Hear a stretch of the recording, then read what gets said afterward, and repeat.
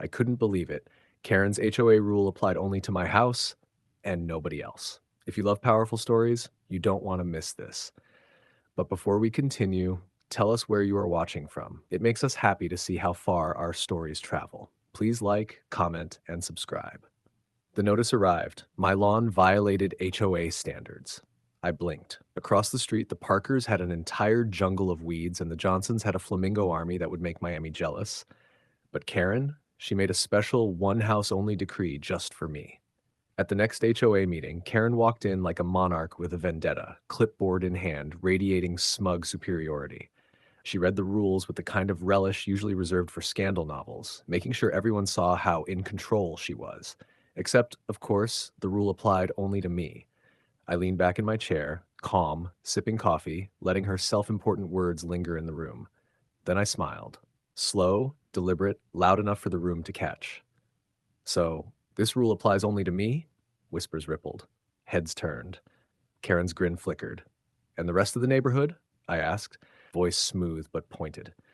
Are they exempt? Her sputter was delicious. I added softly, for her ears alone, selective enforcement is illegal, Karen, and I have proof. The room's gasps were cinematic. Karen's authority wobbled like a tower of cards, and the sweetest part, this was just the opening move. Karen's face turned the color of a stop sign as the room buzzed. I could feel her toxic energy radiating, trying to reclaim control, but every eye in the room had already noticed. She was targeting only me. The audacity! Minutes later, she demanded I correct my lawn immediately, waving her clipboard like a scepter. I nodded politely, masking my glee, and asked if she'd provide written confirmation that the other houses were exempt. Silence. Crickets.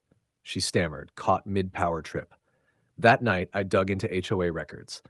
Every meeting, every violation, every rule Karen had cited, none applied to anyone but me.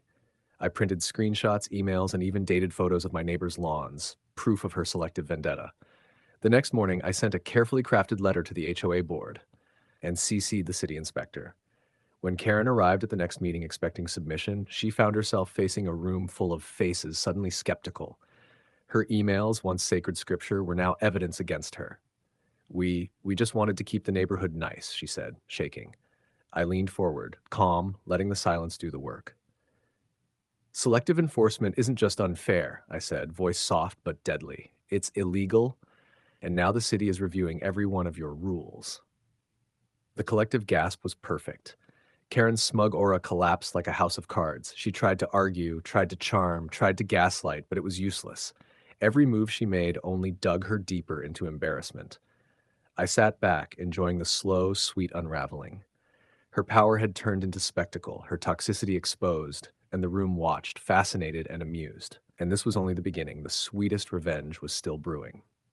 The next HOA meeting felt like walking into a theater where Karen was the main act, and the punchline. Her usual confident strut was gone, replaced by a jittery, defensive shuffle. Every eye followed her, waiting for the next disaster, and boy, she delivered. I stood near the back, holding my folder of proof like a trophy. Karen started reading from her clipboard, but the room was no longer under her spell. Every rule she cited now sounded absurd, hypocritical, and wildly selective. Murmurs swelled into open whispers. Only their house? Really, Karen?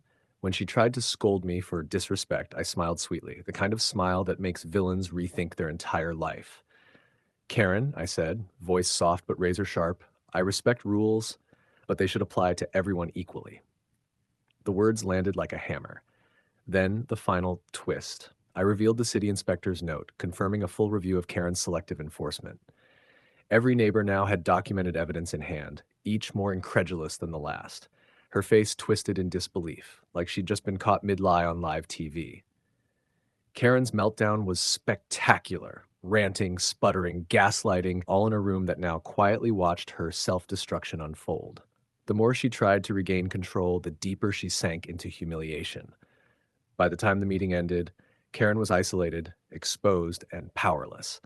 Her toxic reign had crumbled, replaced with laughter, whispered I knew it's, and admiration for the clever, calm white neighbor who had taken a sticky, vindictive situation and turned it into poetic justice. I left the room smiling, the sweet taste of victory lingering. Justice never felt so beautiful. Please like, comment, and subscribe. Karen didn't speak to me for a week, not a word, not a glance. The neighborhood, however, had a front row seat to her spectacular unraveling. She strutted past my lawn nervously, clipboard abandoned, eyes darting to avoid confrontation, but every neighbor knew. Every whisper, every pointed glance, every subtle smirk was a tiny dagger of humiliation. Then came the HOA vote, the final showdown. Karen tried to rally support, citing order and community standards, but the room had seen the receipts, the city's inspection, the photographic proof. Her arguments fell flat, crumbling under the weight of her selective tyranny. Every member who once nodded obediently now looked at her like a teacher caught stealing answers from a student. When the board voted, it was unanimous. Karen was stripped of all HOA authority pending a full city review. Her face went pale. Her hands trembled. Every ounce of toxicity she had wielded so arrogantly was turned back on her, amplified, witnessed, and immortalized in whispered neighborhood legend.